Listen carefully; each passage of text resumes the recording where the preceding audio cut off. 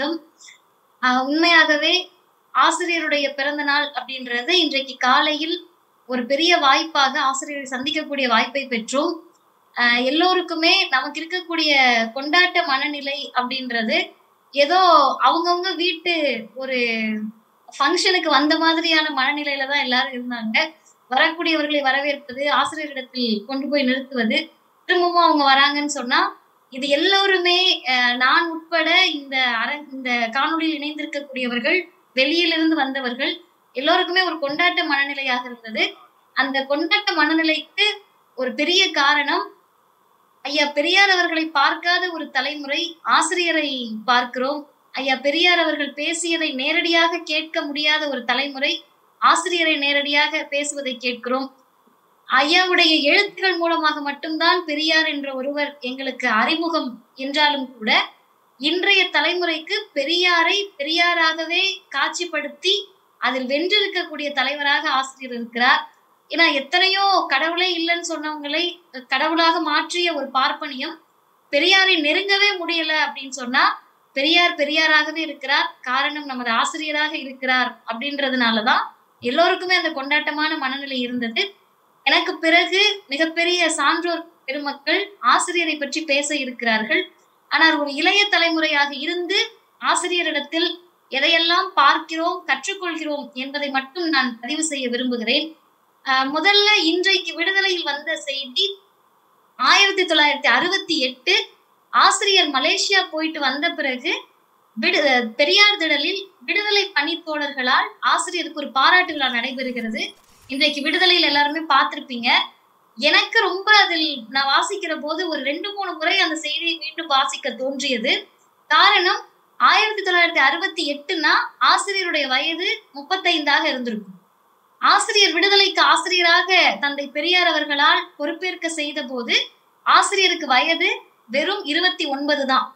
29 வயதில் ஒரு மாபெரும் இயக்கத்தின் தலைவர், இந்தியாவை அன்றைக்கு இருக்கக்கூடிய எல்லா வகையிலும் அச்சுறுத்தி கொண்டிருந்த ஒரு தலைவர்.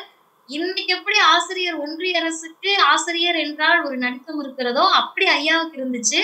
அந்த தலைவர் எத்தனை பேரை பார்த்திருப்பாரு. ஆனா ஒரு ஆசிரியரிடத்தில் தான் இந்த பொறுப்பை ஒப்படைக்க வேண்டும் அப்படின்னு அவருக்கு தோணிருக்கு. ஒப்படைச்சிருக்காரு. 29 வயதில் ஒப்படைக்கிறார். 35 வயது ஏறத்தாழ ஒரு 6 வருடத்துக்கு பிறகு ஆசிரியர் மலேசியா போயிட்டு வராரு. போயிட்டு வந்ததுக்கு ஒரு பாராட்டு விழா.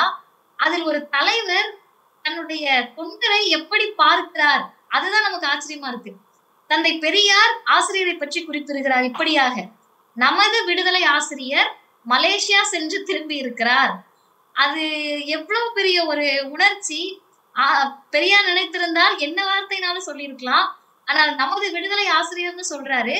சொல்லிட்டே வர்றப்ப நமது ஆசிரியர் நமது ஆசிரியர் என்று ஒரு 2-3 தடவை அதே பேச்சில் சொல்லுகிறார். அதுல ஐயா என்ன கவலைப்படுறாருன்னா, ஆசிரியர் மலேசியா போறப்பையும் என்னால வழி அனுப்ப போக முடியல, அவர் வரப்ப அவரை வரவேற்பதற்கும் நான் இல்லாமல் போய்விட்டேன் என்று ஐயா வருத்தப்படுகிறார். அம்மானாலதான் போக முடிஞ்சது, மணியம்மையாரால் தான் வரவேற்க போக முடிஞ்சது. இங்க இருக்கக்கூடிய இளைஞர்கள், இதை காணொளி மூலமாக பார்க்கக்கூடிய இளைஞர்கள் தெரிந்து கொள்ளணும், இப்படிப்பட்ட ஒரு இயக்கத்தின் வரலாற்றை நீங்க வேற எந்த இயக்கத்துக்கோ கட்சிக்கோ பார்க்க முடியாது. ஒரு தலைவர் தன்னுடைய தொண்டராக இருந்தவரை ஆசிரியராக வைத்து அழகு பார்க்கிறார். ஆசிரியராக நமது தலைவர் எவ்வளவு திறம்பட செயல்பட்டிருந்தால் அவரை வழியனுப்ப என்னால போக முடியல, அவரை வரவேற்பதற்கும் நான் அங்கு இல்லை என்று சொல்லக்கூடிய அந்த வார்த்தைகளை பெற்றிருப்பார். அந்த பேச்சில் தான் பெரியார் குறிப்பிடுகிறார். ரொம்ப ஆழமாக ஆசிரியரை பற்றி சொல்லுகிற போது, நல்ல கல்வி அறிவுள்ளவர், தொழில் ஆற்றல் உள்ளவர், பொறுப்பானவர் என்பதையெல்லாம் சொல்லிவிட்டு கடைசியாக நமது தலைவர் ஆசிரியரை 3 வரிகளில் தந்தை பெரியார் அவர்கள் படம் பிடிக்கிறார். 35 வயதில் ஐயா பெரியார் ஆசிரியரை பற்றி படம் பிடித்தது 91 வயதிலும் அப்படியே இருக்கிறது. தங்களுடைய வாழ்வு தங்களுக்காகவே இருக்கக்கூடாது, பொதுமக்களுக்கு ஏதாவது தொண்டு செய்ய வேண்டும் என்கின்ற தன்னலமற்ற தன்மைக்காகவும் நிறைய பாராட்ட கடமைப்பட்டிருக்கிறேன். ஐயா பெரியார் சொன்னதுதான் இன்றைக்கு வரைக்கும் தனிப்பட்ட வாழ்க்கையை பற்றி கவலைப்படாமல் பொது வாழ்க்கை தான் தன்னுடைய வாழ்க்கையாக, இயக்க வரலாறே தன் வரலாறு என்று வாழக்கூடிய ஒரு தலைவரை நாம் பெற்றிருக்கிறோம். இன்னும் கூடுதலாக சொல்லணும் அப்படின்னா லேர்னிங் ஃப்ரம் த லீடர், தலைவரிடமிருந்து கற்றுக்கொள்ளுதல். தலைவரிடமிருந்து என்ன கற்றுக்கொள்கிறோம், என்ன கற்றுக்கொண்டோம் அப்படின்னு சொன்னா ஒரு 5 செய்திகள். அதுல முதல் விஷயம் பொலிட்டிக்கல் கான்சியஸ்னஸ். அரசியல் ரீதியாக ஆசிரியர் அவர்களுக்கு இருக்கக்கூடிய அந்த கான்சியஸ்னஸ், எவ்வளவு பெரிய கூட்டமாக இருக்கட்டும், அவருடைய நோக்கம் என்னவோ அதை பற்றி மட்டுமே சிந்திக்கிறார். இதுக்கு நான் ரொம்ப பின்னாடி போயெல்லாம் வரலாறு சொல்லல. இன்றைக்கு காலையில் நடந்த 2 செய்திகள். திடலில் அனைவரும் ஆசிரியருக்கு பிறந்த நாள் வாழ்த்து சொல்றாங்க. மேடையில் நாங்கள் போன உடனே அவர் எல்லாரை பற்றியும் அவருக்கு தனித்தனியாக தெரிந்திருக்கிறது. ஒவ்வொருத்தரையும் அவருக்கு பேசுறதுக்கு ஒரு செய்தி இருக்கு, ஒவ்வொருத்தரையும் அவருக்கு கேட்கறதுக்கு ஒரு செய்தி இருக்கு. அப்ப எங்களை பார்த்த உடனே மகளிர் அணி மகளிர் பாசறை வெளியிட்டு இருக்கக்கூடிய மலரை, அருமை தோழர்களே, நேற்றைக்கு முதல் நாள் தான் ஆசிரியரிடத்தில் அதை ஒப்படைக்கிறோம். ஒரே நாளில் அதை முழுவதுமாக படித்து விட்டார். அனைத்து கட்டுரைகளையும் படித்தேன், அதில் எதென்ன சிறப்பான கட்டுரைகள் இருக்கிறது என்பதையும் சொல்லுகிறார். கொஞ்ச நேரத்துல 1000 விளக்கு சட்டமன்ற உறுப்பினர் மருத்துவர் அண்ணன் எழிலன் நாகநாதன் அவர்கள் வராரு. அவங்க பேசிட்டு கிளம்பிடுறாங்க ஆசிரியர்கிட்ட. கிளம்புனவங்க கிட்ட டக்குன்னு ஆசிரியர் கேட்கிறாரு, அந்த கமிஷன் என்னாச்சு? அப்ப யோசிச்சு பாருங்க, அவருக்கு எப்போதும் இந்த சமூகத்தை பற்றிய சிந்தனையோடு ஒருவர் இருக்க முடியும்னா அது மிகப்பெரிய வியப்பு இல்லையா?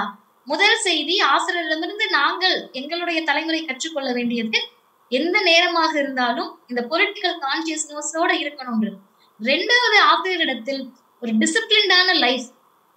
நம்முடைய கழகத்தின் துணைத் தலைவர் ஐயா கவிஞர் அவர்கள் தந்தை பெரியாரை பற்றி குறிப்பிடுகிற போது ஒரு வார்த்தையை சொல்லுவார், 24 மணி நேரமும் பொது வாழ்க்கைக்கு தயாராக இருந்த தலைவர் பெரியார் என்று. அது எங்களுக்கு ரொம்ப நாள் புரியல. அப்ப கவிஞர் விளக்கம் சொன்னாரு, அவருடைய ஆடையா இருக்கட்டும், அவருடைய தோற்றமா இருக்கட்டும், காலையில 4 மணிக்கு போய் எழுப்பினாலும் அவர் பொது வாழ்க்கைக்கு தயாராக அந்த நிலையில் இருப்பார். இரவு 12 மணிக்கு நீங்க போய் கூப்பிட்டீங்கனாலும் பெரியார் பொது வாழ்க்கைக்கு தயாராக இருப்பார். இந்த வாழ்க்கை முறையை நாங்க நேர்ல பார்த்தது இல்ல, ஆனா ஆசிரியரிடம் அதை பார்க்கிறோம்.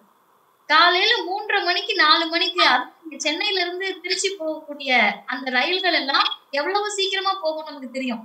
அந்த நேரத்துல இறங்குகிறப்போ கூட கசங்காத ஒரு கருப்பு சட்டை, ஒரு மடிப்பு கலையாத ஒரு துண்டு, பாக்குறவங்க என்ன இவரோட டயர்டா இருக்காருன்னு யோசிக்க முடியாத அளவிற்கு ஒரு தோற்றத்தை எப்போதாவது ஒருத்தர் கொண்டிருக்கலாம். ஆனா இவர்கிட்ட எப்பவுமே அந்த தோற்றம் இருக்குன்னு சொன்னா, இந்த டிசிப்ளின்டு லைஃப 25 வயசுல 40 வயசுல பின்பற்றுவது எளிமை. நமக்கு ஒரு கான்சியஸ்னஸோட பண்றது. 91 வயதிலும் இன்னைக்கு காலையில 2 மணி நேரத்துக்கு மேல லிட்டலா நிக்கிறாரு. வரவங்க எல்லார்கிட்டையும் ஒரே புன்சிரிப்போடு ஒரே அந்த புன்முறுவலோட தான் பாக்குறாருன்னு சொன்னா, இந்த ஒரு டிசிப்ளின்டான லைஃப கத்துக்கிறோம். 3வது ரொம்ப முக்கியமான விஷயம், ஆசிரியரிடத்தில் தன்முனைப்போடு இருக்கவே கூடாது என்பதை ஆசிரியரிடத்திலிருந்து கற்றுக்கொள்கிறோம். இதுவரைக்கும் ஆசிரியர் நாங்க பார்த்த போது நான் என்ற சொல்லை ஒரு முறை கூட ஆசிரியர் உச்சரித்து நாங்கள் கேட்டதே கிடையாது. 69% இடஒதுக்கீடு அவருடைய முழு முயற்சியால் நாம் பெற்றது. ஆனால் இது நாள் வரை நான் பெற்று தந்தது என்று ஆசிரியர் சொன்னதே கிடையாது. நாம் பெற்றிருக்கிறோம், நமது கழகம் பெற்றிருக்கிறது, ஐயாவின் கொள்கை பெற்றிருக்கிறது என்ற தன்முனைப்பற்ற தன்மையை நாம் ஆசிரியரிடத்திலிருந்து கற்றுக்கொள்கிறோம். இன்னும் 2 செய்திகளை மட்டும் சொல்லி நான் நிறைவு செய்கிறேன்.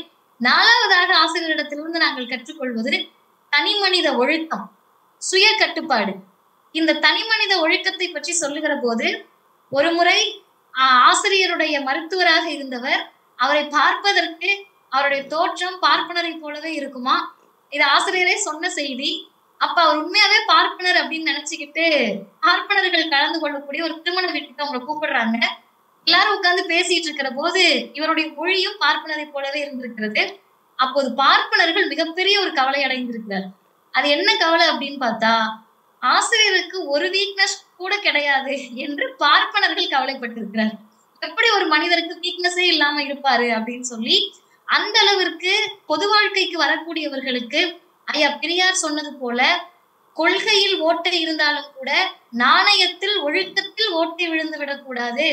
அதை இன்றைய இளைய தலைமுறை ஆசிரியரிடம் கற்றுக்கொள்கிறோம், இனியும் நாங்கள் கற்றுக்கொள்ள வேண்டும். இன்னொரு பெரிய வியப்பு, தான் தனிமனித ஒழுக்கத்தோடு இருப்பது மட்டுமல்லாமல் மாநில இளைஞரணி மாணவர் அணி கலந்துரையாடல் 2017 சென்னை பெரியார் திடல்ல நடக்குது. இளைஞர்களிடத்தில் ஆசிரியர் 3 கேள்விகளை கேட்கிறார். முதல் கேள்வி, எனக்கு தெரிந்து எந்த ஒரு தலைவரும் இப்படி ஒரு இயக்கத்தை இளைஞர்களை வழிநடத்த முடியுமான்னு தெரியல. ஏன்னா இன்னைக்கு இருக்கக்கூடிய யங்ஸ்டர்ஸோட மைண்ட் செட் எப்படி இருக்குன்னா, கட்டுப்பாடே இருக்கக்கூடாது, போராட்டம் பண்ணி முடிச்சுட்டு தான் தலைமைக்கு தகவல் தெரிவிக்கணும் என்ற மனநிலையில் இளைஞர்கள் இருக்கிறார்கள். அப்படிப்பட்ட இளைஞர்களை ஆசிரியர் எப்படி வழி நடத்துறாருன்னா, கேள்வி கேட்கிறாரு. இருக்கக்கூடிய யாருக்கெல்லாம் புகைப்பிடிக்கக்கூடிய பழக்கம் இருக்கிறது, இருக்கக்கூடிய யாருக்கு மது பழக்கம் இருக்கிறது. அப்ப இது யோசிச்சு பாருங்க, திராவிடர் கழகத்துக்கு வந்து விட்டால், கருப்பு சட்டையை போட்டு விட்டால் இந்த பழக்கம் நமக்கு இருக்கக்கூடாது என்று வலியுறுத்துகிறார். மூன்றாவது அவர் கேட்ட கேள்வி, யாரெல்லாம் ஜாதி மறுப்பு திருமணம் செய்து கொள்ள தயாராக இருக்கிறீர்கள், யார் மத மறுப்பு திருமணம் செய்ய தயாராக இருக்கிறீர்கள். இதை கூட மற்ற பெரியாரிய இயக்கங்களில் மற்ற தலைவர்கள் கேட்பதாக இருக்கலாம். ஆனால் ஆசிரியர் அதற்கு அடுத்து வலியுறுத்திய செய்திதான், யாரெல்லாம் விதவை மறுமணம் செய்து கொள்ள தயாராக இருக்கிறீர்கள், மனமுறிவு பெற்றவர்களை திருமணம் செய்து கொள்ள தயாராக இருக்கிறீர்கள் என்று சொல்லிவிட்டு அதற்கு நாம் தயாராக வேண்டும் என்று மாணவர்களை தயார்படுத்துகிறார். எனவே தனி மனித ஒழுக்கத்தை ஆசிரியரும் கற்றுக்கொள்கிறோம். அதற்கடுத்து மிக முக்கிய 5வது செய்தி, அப்டேட்டடா எப்படி இருக்கிறது, எப்போதும் எப்படி ஒரு அப்டேட்டட் வெர்ஷனா இருக்கிறது. எதை பற்றி கேட்டாலும் தெரிகிறது. திராவிடர் கழகத்தின் தலைவர், பல்கலைக்கழகத்தின் வேந்தர், சட்ட வல்லுநராக இருக்கிறார், பொருளாதாரத்தில் சேர்ந்தவர்களாக இருக்கிறார், அதே நேரத்தில் எழுதுகிறார், பேசுகிறார், சுற்றுப்பயணம் செல்லுகிறார். காலையில் முதல்வரையும் சந்திக்கிற போதும் அவருக்கு ஒரு செய்தி இருக்கிறது கேட்பதற்கு, கிளைக்கழக பொறுப்பாளரை சந்திக்கிற போதும் அவருக்கு கேட்பதற்கு ஒரு செய்தி இருக்கிறது.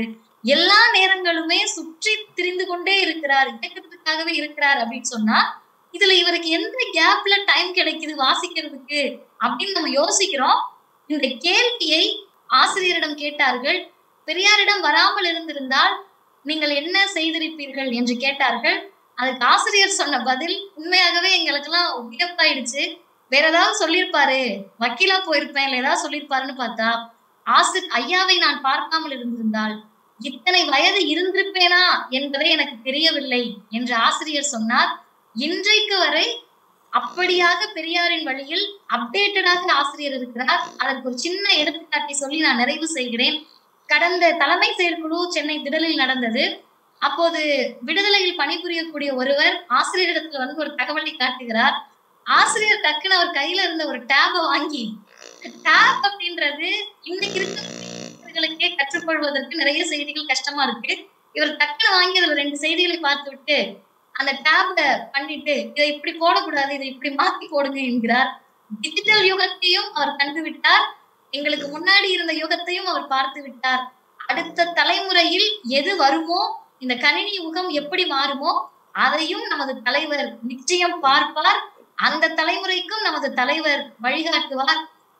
ஐயாவை பார்க்காத நாங்கள் ஆசிரியர் தலைமையில் பணி செய்கிறோம், இனியும் செய்வோம் என்பதை விட எங்களுக்கு மகிழ்ச்சி கிடையாது. அந்த தலைவரை வாழ்த்துவது என்பது அனைவரின் சார்பிலும் மீண்டும் ஒரு முறை வாழ்த்துக்களை தெரிவித்துக் கொள்கிறேன். தினந்தோறும் ஆசிரியரிடம் கற்றுக்கொண்டே இருக்கிறோம். ஆசிரியருக்கு வாழ்த்துகள். நன்றி, வணக்கம்.